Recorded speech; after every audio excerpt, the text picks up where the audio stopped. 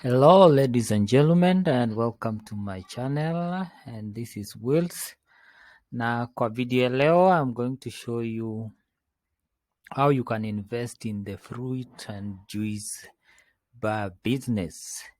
Fresh juice is a commodity that is on high demand in our cities, in our towns, na mitaani pia watu wanakunywa juice. Wakenya wanatambua maana ya juice, fresh juice, kupata mavitamins and so on. There are so many benefits of fresh juice. Wakenya pia wanapenda pudding ya vitu kama melon, pineapple, guava, apple and so on. So hii biashara unahitaji nini ndio uanze? I have come up with a cost breakdown based on my own research. And so let's go. Kitu ya kwanza unahitaji ni rent and deposit. For example, unaweza hitaji 20,000 if you are in an estate within Nairobi or Kiambu. Unahitaji pia business permit. Unahitaji pia shelf kidogo na signage. Maybe ka electronic signage. Okay? Kale kanaonyesha watu biashara yako ni nini.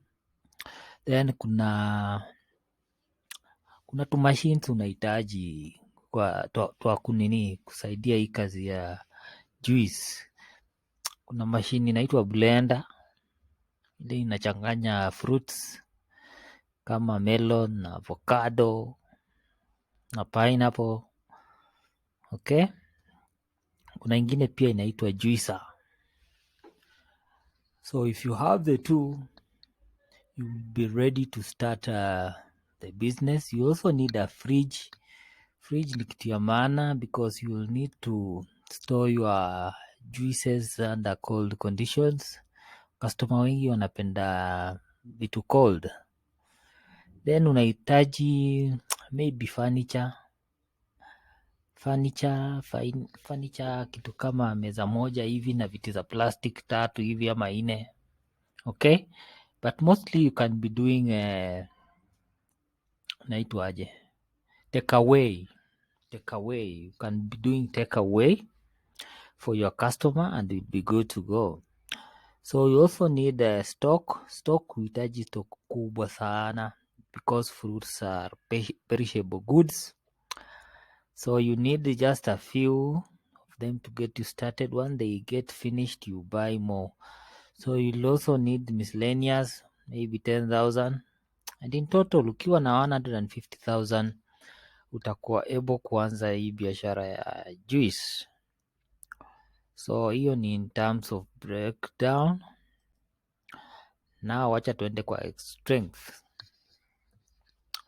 Now strength number 1 ya hii biashara ni kwamba the profit margins are good. These fruits juices, once you convert fruits into a juice, you can sell at a very good price. Okay, so the profit margins are high. There is also demand for fruits and juice. Okay, watu wanatambua maana ya fruits. Ukipeleka biashara kama hii mahali kama stage pale unaitwaje, Nairobi like bus center we have these businesses and they are really making good money.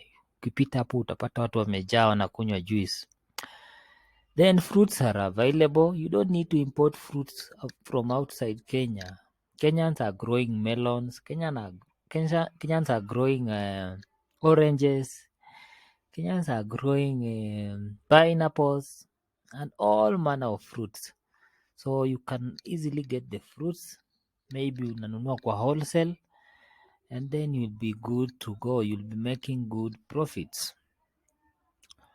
Then weaknesses.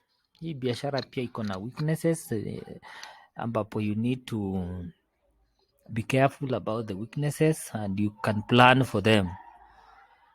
Kwa mfano, the fruits are perishable. So don't just go buying any kind of fruit. You have to be careful with the type of fruits you are buying so that they don't spoil within a very short time.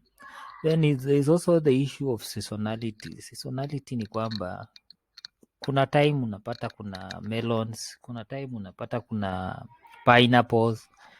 Okay, so some of these fruits have seasonality and your customers may be asking for them na unapata haziko. So that's a weakness. Then let me go to opportunities. This business you can diversify. If you have enough space, you can diversify. For example, other than selling fruits, you can also add an additional product like maybe njugu, maybe peanut butter, maybe asali. Okay, and you'll also be creating a new stream of income based on that business. Kuna also opportunities for expansion. You can expand this business. Okay, expansion is you can open another branch. Once you've started it and you've mastered how to manage the business, your cash flow has increased, unaweza fungua ka branch and you'll be able to maximize on profits. Then lastly, I will talk about the threats. Threat number one kwa hii biashara ni increases in prices, price increase of commodities. Okay, you will find that some of the fruits bei inaenda juu sana, and this will affect your business. Fruits zikienda juu, ukijaribu kuincrease the price of a glass of juice, utapata ya kwamba customers maybe they are resisting that price. Okay, then another threat is competition. You'll find competition from neighbors, people who are near your business. Mtu atakuja afungue another kibanda hapo. Okay, so you just need to plan for that and you'll be good to go. So that's all for now. If you like this video, you can share, you can give me comments on which other businesses you would like me to analyze on this channel. And thank you for watching. See you in the next video.